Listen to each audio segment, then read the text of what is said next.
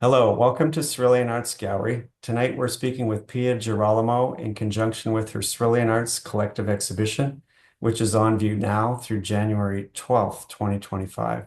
And also joining us is special guest artist John Pron, who's going to speak with Pia about the show. Welcome. Thank you. Thank you. Thanks, Mike. So Pia, tell us a bit about this show and yourself. Sure. I entitled this show Herbs slash Suburbs. Um, herbs being the word for city, of course, in Latin. And I it's a show basically about the two places where I spend a lot of time. One is my main home in the suburbs of Philadelphia, and I also have a small home in Philadelphia, a small row home. And I go back and forth between the two. The first two paintings that you see here are, as you would imagine, from the suburbs. They are actually wetland areas, or probably what you would call retention basins, because there is a small stream there. Housing was not, you cannot build in those areas, and water collects in those areas, but also there is a little stream. Those are weeping willows, which, as you know, you find next to water sources. And so what I have done basically is I've taken places of interest in both the city and the suburbs, and I photographed them with the intention of painting these particular areas. Um, this work, I should say, these photos come about on what is usually a daily walk. Sometimes through the neighborhood, sometimes through other neighborhoods nearby. For example, this painting is a shed that is on someone's property that I walk past almost every other day. My walks are accomplished with my dog, who it's great to have a dog to make you get out and walk every day.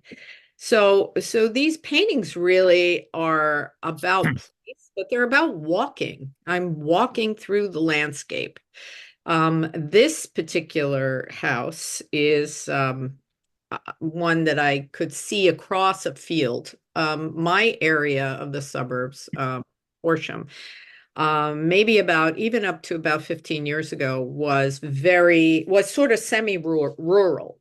And there are still areas like this part here, which have fields which grow corn and other crops. And nearby here is a pathway, a walking path that goes behind our library and then out past some of these fields. And these structures just sort of attracted me, partly for the setting.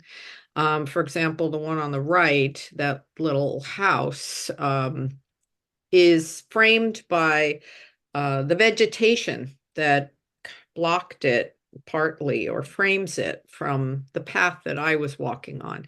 And I love that contrast between light and dark that I saw, and the sort of graphic nature of that contrast.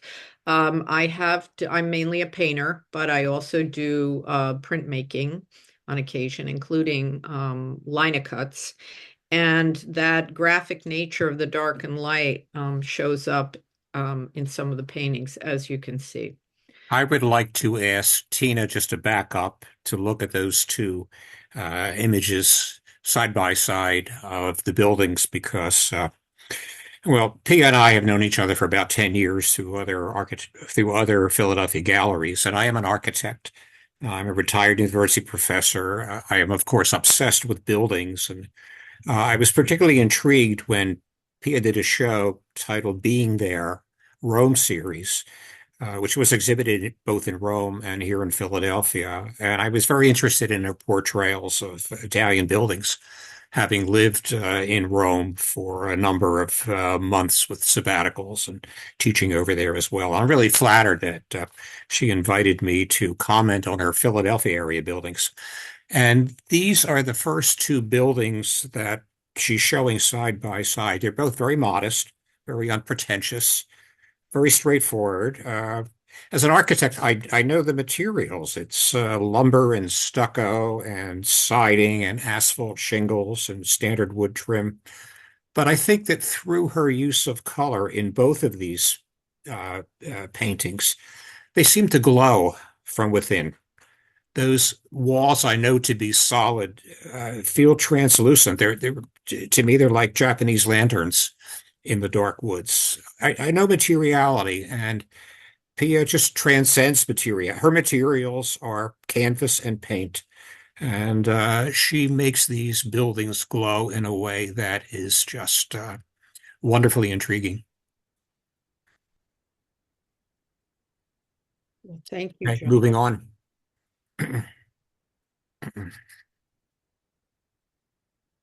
So these are, as you can see, the two paintings of my dog, who I am walking. You can see the leash. This is the artist's eye view of me, looking at the dog in two different seasons, one on the left, sort of more springtime, one on the right, more fall, interspersed with scenes from my backyard. There are white pines in the back.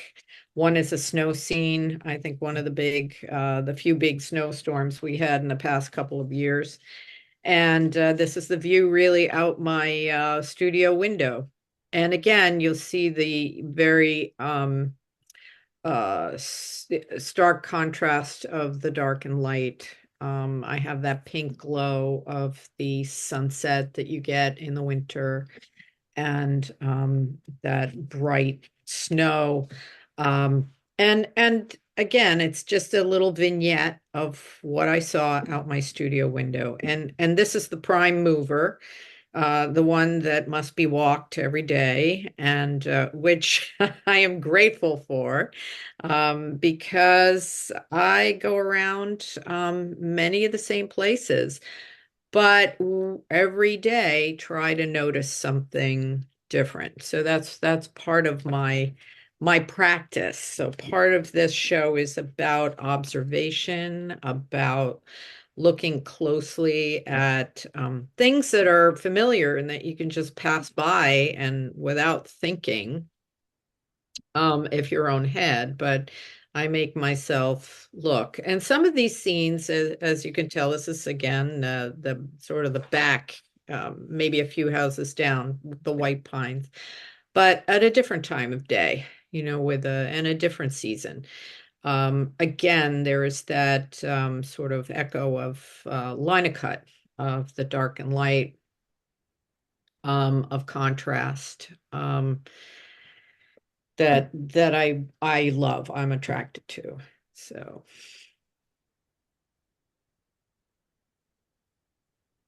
and it's shapes that attract me, I should say, as you might figure from looking at these trees, the shapes of white pines, pine trees, silhouetted, they're marvelous. They're so solid.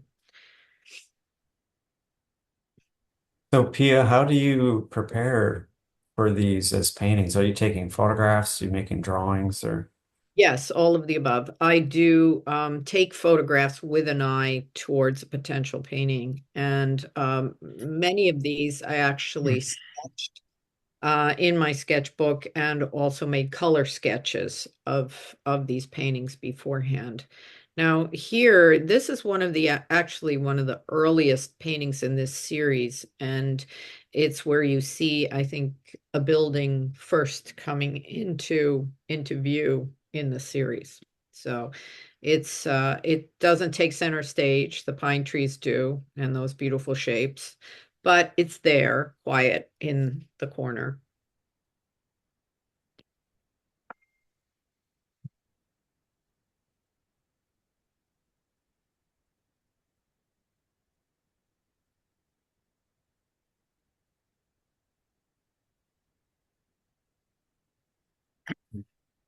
And then we bounce from the suburbs to the city. And the area where my small row home is in the Fittler area, just minutes from the South Street Bridge. And from the South Street Bridge and from the Schuylkill River Walk, which is a great walk over and on the side of the river, you can see the University of Pennsylvania buildings, which are combination of modern and older. This particular large copper-colored structure is the new hospital, relatively new hospital of the University of Pennsylvania, where my husband actually happens to work. And that structure on the left is one of the old university buildings. There are a lot of Frank Furness buildings on campus. I'm not sure if that was one of his, but the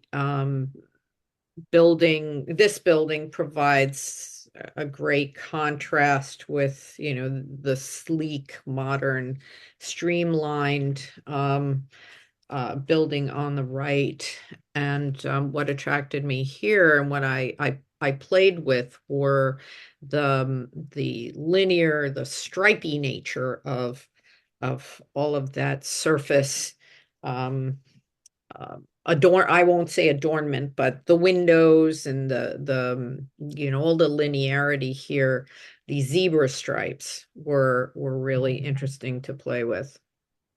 So, and as you can see, if you go to the left, painting on the larger painting on the left, you'll see the germ of the smaller painting on the right, because I looked at that little section and thought, wow, that's a painting in and of itself. And so I I painted that on its own and played with the flatness and the pattern and the geometry.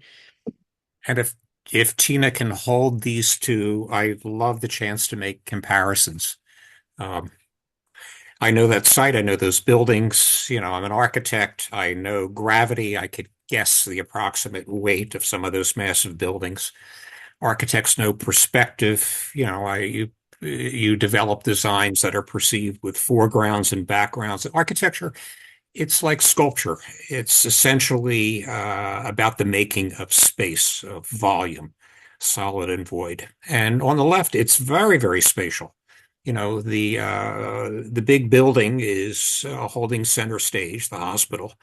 There is a railing in the front that comes forward and defines the up close. The buildings on the far left seem very distant, and the sky seems just very, very far away. It's very, very three-dimensional. It's very volumetric. The one on the right, which is like the vignette of just a portion of the one on the left, to me feels very flat. It's very two-dimensional. It feels like an abstract composition of shapes and colors and repeating patterns. It feels more like a tapestry than it does a spatial volume. And Pia takes her artistic freedoms, and I really love that. She can be two-dimensional, she can be three-dimensional about the same space, she can be representational, she can move toward a high level of abstraction. It can be both, and I much admire that. I think it's a great, pairing side by side, two very different expressions of the same setting. To a little disclosure, I was an architectural history major in college, and so architecture has always been a passion. And I was particularly interested in the architecture of the Baroque period, which dealt with sort of sculptural massing volumes, buildings that looked like they were carved out of a single block. And so that does influence me. Something like this big hospital building, kind of in that three-dimensionality, kind of fits that bill on the left. But in addition, when I see something else, like John was saying, the abstract qualities of a scene, that attracts me as well. And I have to go deeper into that aspect of what interests me. So In the that's painting on the right, I like how the stripes become detached from the building itself. They're just stripes against the sky, you Hi. know. Yeah, that was sort of in a way, a little bit of a humorous note. And it's because this is a painting, right? It's as John said, it is like a tapestry. It's not a photograph. It's a made thing. Yeah.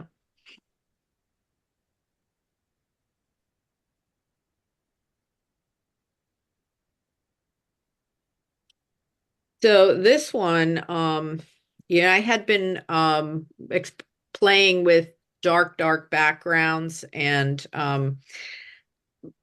putting just very luscious and glowing colors over them in some of these other paintings. And in this painting, I decided, and some others, to actually leave some of that dark background showing again, sort of from my experience with Linocut. And this actually, although it may look black, is a really dark blue that I made with by mixing paints. And it's a very, very, very deep blue. And I left it. Now you can catch a little bit of that blue in there. And I just loved again the contrast. And the thing about this and about this and about this series is that I liked to juxtapose the sharp lines, the hard edges of the buildings and some of the structures with brushy strokes in some of the buildings, in the water, and as you can see. And also I just hinted at, like, you see those lights on the side, very hinted at certain structures, these lights, for example. Or on the left hand side, there's some arches underneath the highway bridge, so that there's a lot of contrast here, a lot of differences between hard and soft, the hard edges, the brush strokes, the things that are well defined, things that are not well defined, kind of how we see um, when we're looking at something, because it's hard to take something in exactly all detail, all of its details. So this, and then also, the thing that really interested me as well, one of the things that attracted me was that massing on the left of the traditional 30th Street station with the modern part, which I believe is called the Cirrus Center, which is actually part of it, together, the old and the new, the warm and the cool. So those are some of the things that interested me about this scene. I There's know another, that oh, that sorry. that setting very well, 30th Street and what's now the William Gray, train station, the Sierra Center in the back, Schuylkill Expressway zipping by on the shadowy left, the river right there. I'm a native Philadelphian. Went to Penn, spent all my life going back and forth, walking and driving and commuting through that same location. And frankly, I've mostly hated it. It's always been, to me, it's noisy and dirty and smelly and frightfully congested, and the river's kind of mucky there. And I've always been too distracted, trying not to get knocked down or have an auto accident or get robbed after dark. So I've always just not terribly like that as a Philadelphia space. But here, this seems to be like one fleeting early morning moment when the ramps, which are, again, to me, intrinsically ugly and clumsy and dirty, they seem to glow. And the frontal plane of the Sierra Center facing toward the downtown. It almost matches the sky and disappears. So the building looks like a projectile kind of, shooting into the far distance. The river drifts by very slowly and lazily and allows it to reflect. So, analyzing the picture, it seems like Pia has eliminated all of these horrendous distractions. It's very, very pure. It's like inhaling pure oxygen in a painting, you might say. It's just about color and light.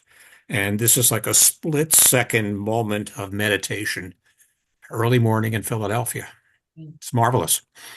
And let me tell you a nice anecdote that one morning walking along actually the Schuylkill River side, the trail side on the right, I actually witnessed an osprey diving repeatedly for fish. So that was a good omen, a good sign. I was very happy to see it. It was amazing and magical. So I just hope that in colonial times there weren't hundreds of them, and that's the last one left. uh,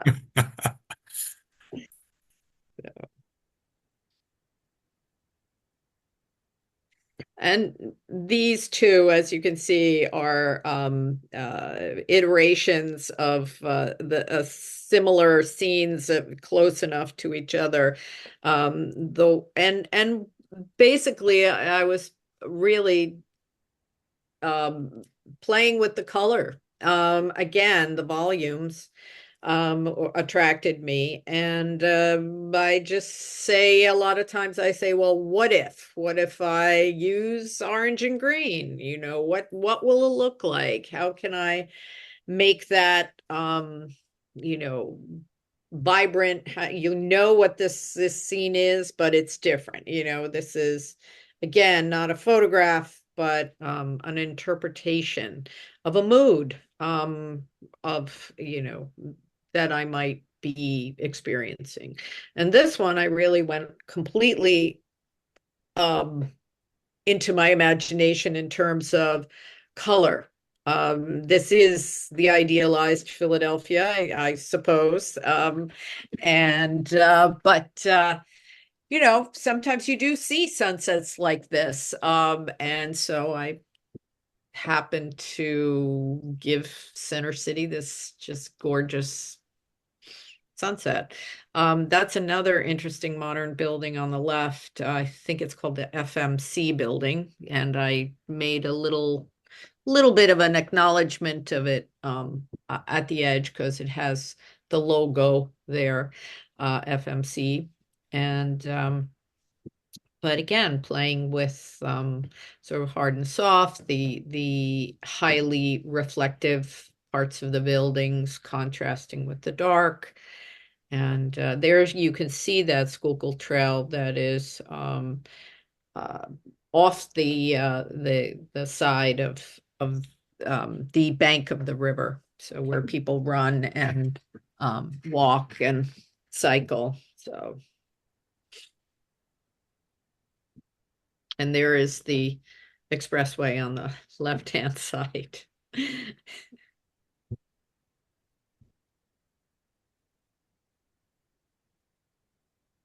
So again, these are all generated by walks through these areas.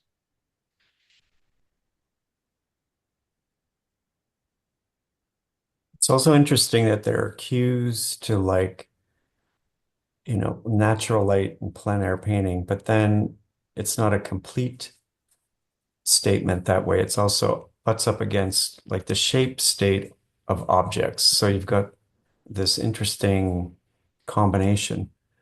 So it's not like completely one or the other.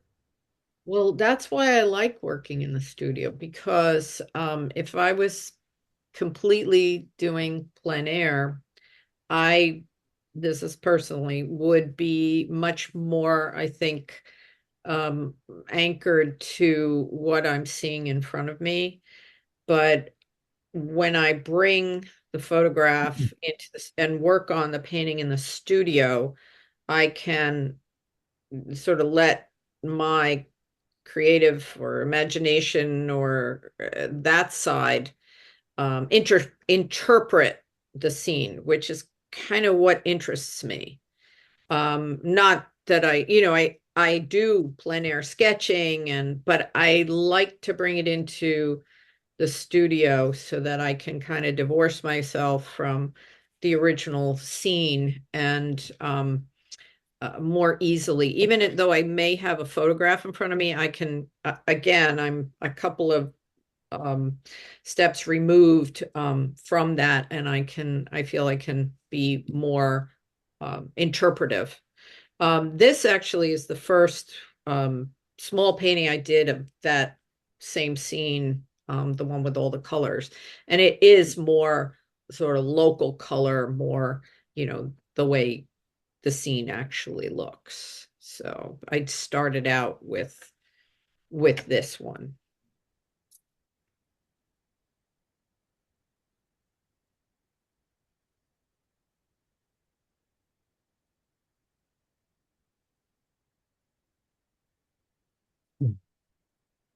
Yeah, and here it is again. In this one, I really wanted to focus. You saw this before in the other paintings, the river view, early morning, and some of the other ones. But here, I really wanted to hone in on all those lines, the ramps, the bridge struts, the bridge, the up and down lines of the vertical lines of 30th Street Station. That was like, again, playing with sort of more the abstract quality of the geometry and the linearity here. It's not completely flat, but again, there's that tension between volume and flatness, and that's what I was going for here. This is my favorite corner of Pia's show, and I'm going to ask Tina if she could just step back. I want to look at those four small pictures in one panorama for just a minute because I love the way they just go back and forth. These two, and then the two that are next to the very large painting. Tina, if you could swing back. Okay. I can talk about these four together because it's all approximately the same location. The skies under the large painting in the center are fairly neutral. But here in this next little painting, the clouds are fierce. The clouds are heavy. They look to me like concrete inflatables ready to kind of collapse on the buildings below. They are absolutely massive and very weighty. And the river's there, but in this painting, the river has disappeared. It just doesn't exist there. And the Sierra building actually seems to kind of chisel its way down through 30th Street. It's a very kind of a downward, pushing form into the train station. The next one is the FMC building. That building looks very, very glassy, and it reflects the water, which reflects it doesn't reflect the sky, but it reflects the water. And the building itself kind of connects, water to sky through its subtle, lightning as it rises on up. It feels very hot and humid. It feels like a sweaty city in that picture. It feels like just the humidity overhead is oppressive, and the river is flowing forward. It's moving and it's splaying outward. It's sort of coming toward me in that particular painting.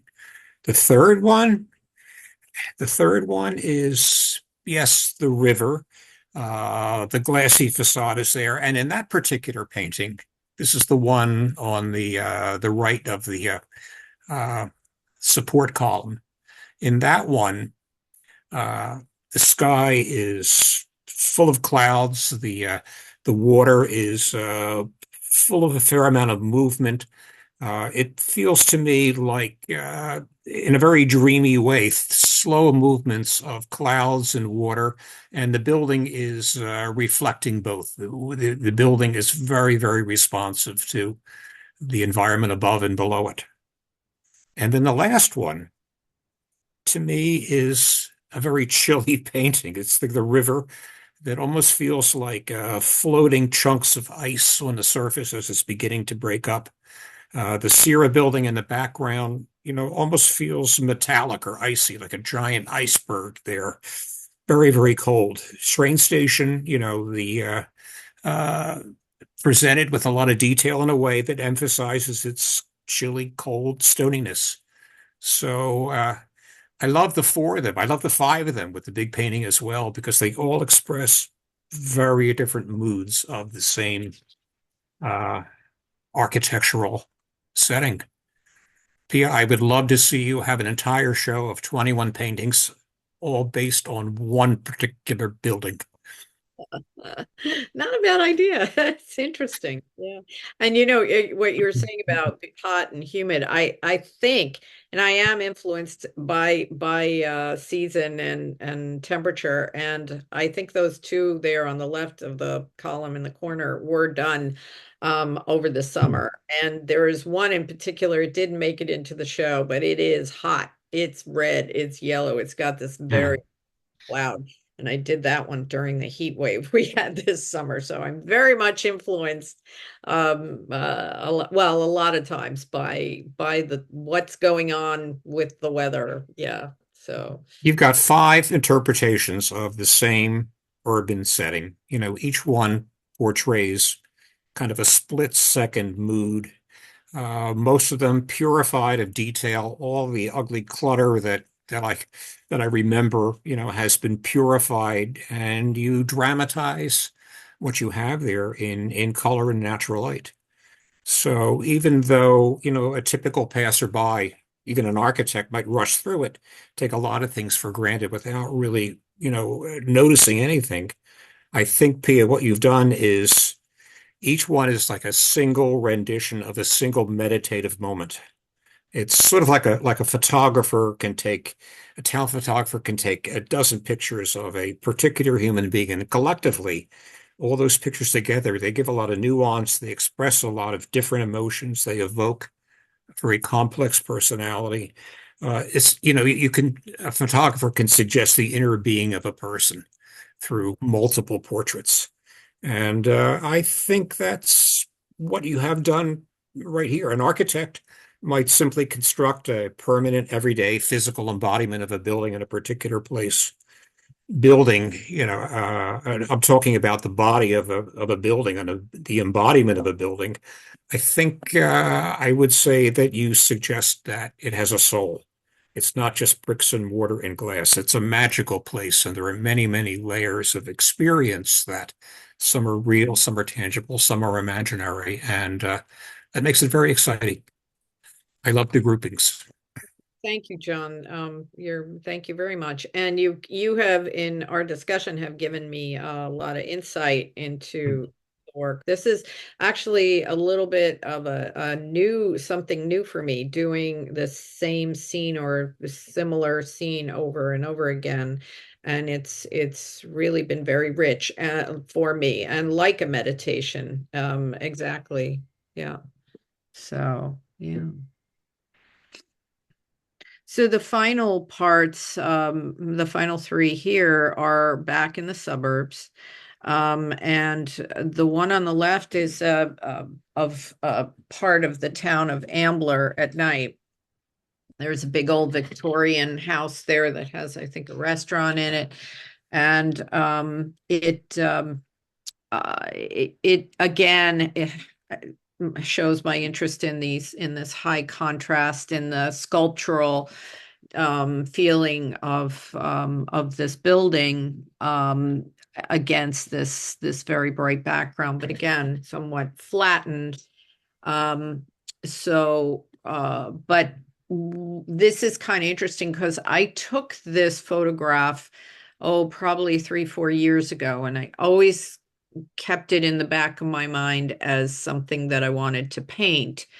eventually. And so when I started this series, I remembered the photograph and took it out and started working. And I actually have two views of this. Only one is in this show, but it's the exact same view, but a different color palette, which I had done first, and then I did this one after that again because I liked the scene so much, the shapes, the contrasts, and so on. And the next one is actually, I was stuck in traffic, and the name of this is Stuck in Traffic. I was on the way to a friend's house for a party right around this time, and I was just in Lafayette Hill and stuck behind a car and just looking at that sunset and the glow and the shape again of the white pines and all the other shapes silhouetted, and this lovely glow of the headlights of the car and my headlights illuminating the car in front of me. And and that got turned into a painting. So again, lots of shapes, lots of glowing, lots of color. And this is that walking path that's not far from my house. And never really thinking that this water tower, which I've seen a million times before, was that interesting. But once I really looked at it and took a photo of it and saw the houses, and was in the spring, and the light that day, I was like, wow, that's a really interesting shape. It's rising up from the landscape. And again, I was just moved to paint it. I have the same reaction to me, that water tower, which is part of the, industrial functional detritus of the American landscape, is really wonderfully monumental. It really is a powerful form that seems to be kind of rising up, lifting up to the heavens, out of Mother Earth down below. And that connects to the two earlier paintings you had done of the suburban house and the tool shed, which are tiny buildings, rather mundane. You have been able to give them a real sense of nobility in your treatment of it. It's interesting how you transform these architectural forms. Well, thank you, Professore. I'm sure they called you in Italy, right? They called me many things. uh, so.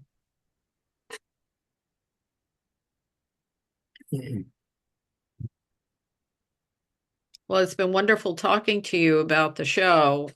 Thank you once again also for contributing that very insightful essay and for the catalog that I made for this show. So that was great, and it helps me think about my work and how to, and going forward, helping me think about it because I'm continuing this series. So I'm looking forward to more architecture, maybe less dogs.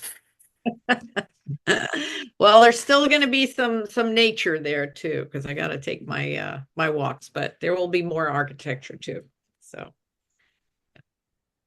Thanks very much, Pia and John. The show is up through January 12th. We hope people come down to check it out. And everything is also available on our website, ceruleanarts.com. So thanks again and have a great night. good night, everybody. Thank Good you. night. Thank you, John. Thank you, Mike.